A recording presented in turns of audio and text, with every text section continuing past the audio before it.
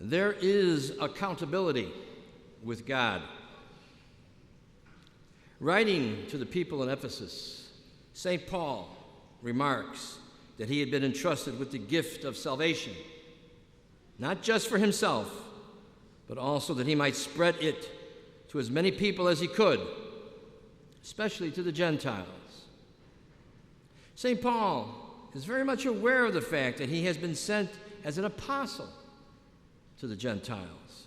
Because he has received the gift of forgiveness and salvation from Jesus, he is all the more aware of his need to share that same message with those who have never had a relationship with the one true God.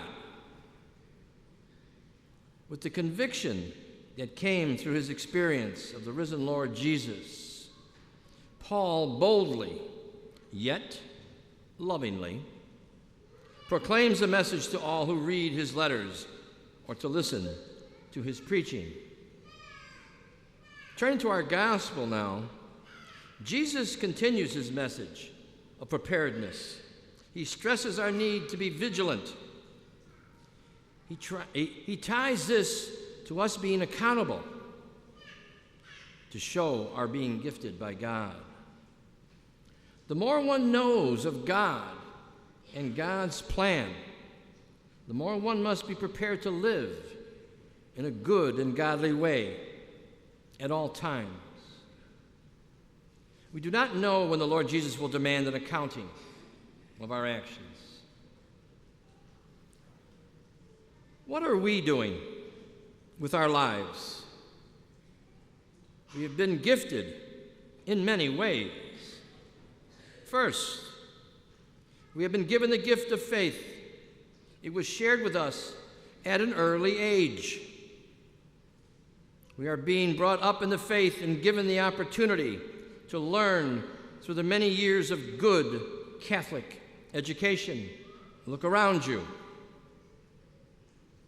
Second, we have also been given the ability to share our understanding of God's ways with others. We have many gifts, including a faith relationship with Jesus, understanding certain truths, and the ability to communicate those to others.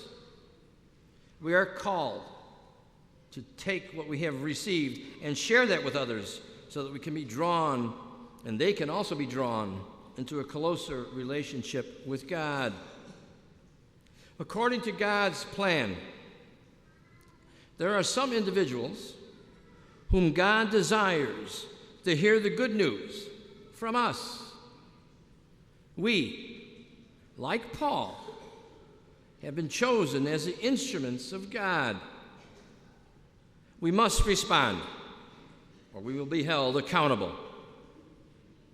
In our psalm for today, the message from Isaiah says this: "We have had our thirst quenched at the fountain of salvation.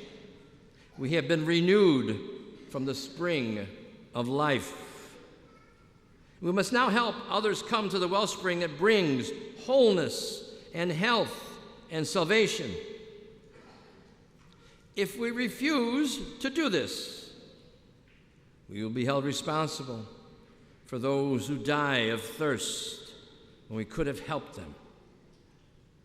We must strive to do our best, or as St. Paul told the Ephesians in these words, to preach the inscrutable riches of Christ and to bring light for all.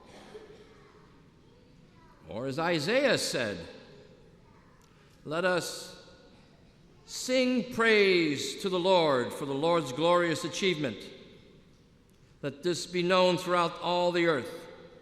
Shout with exultation, O city of Zion, for great is your midst, is the Holy One of Israel.